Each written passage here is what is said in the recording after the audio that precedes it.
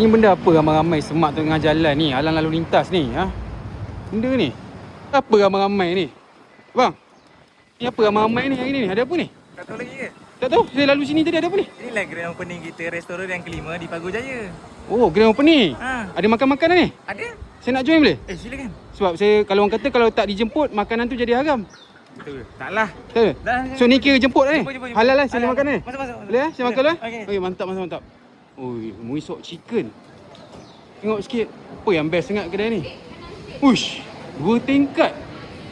Uish, lawa eh. Uish, ini ke kedai ayam goreng Muiz tu?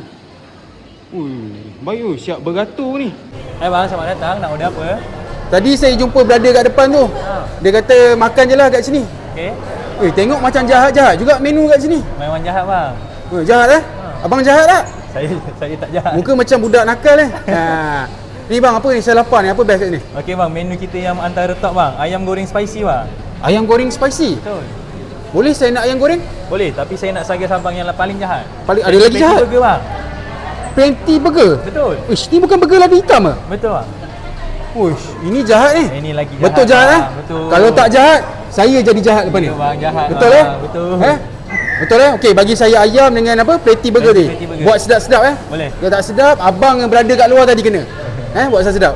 Okey bang, ini order apa bang Saya order ni je, ayam dengan patty burger. Saya banyak sangat ni. Itulah bang, tadi ada berada depan tu. Dia kata nak bagi abang. Dia kata abang nampak macam lapar sangat.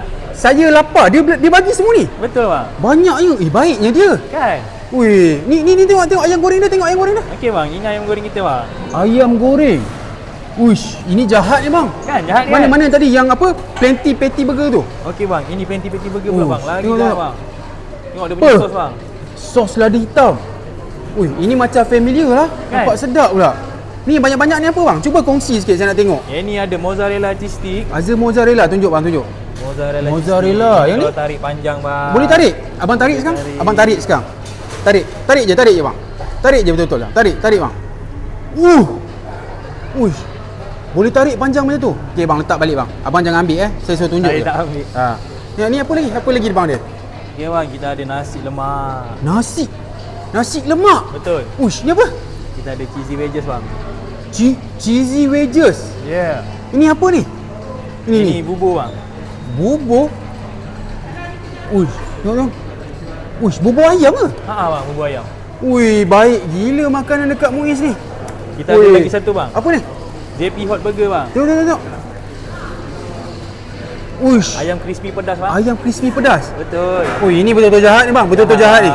Ui, untung betul lah orang Pagoh ni. Untung betul orang Pagoh ni. Beratur dah. Okey bang.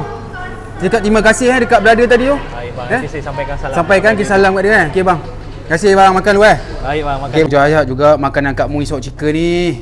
Abang. Jangan kacau lah, saya tengah makan lah. Saya nak bagi ni. Apa ni?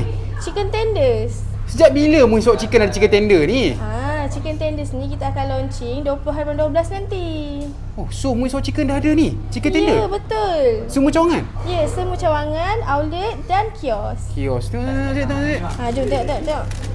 Ui, chicken tender. 2 je? 2 je. Tak apalah. Akak boleh bergerak dari saya. Saya nak makan. Okey, baik. Okay, thank you. Dah ada chicken tender pula Muiz ni. Macam-macam lah dia orang ni.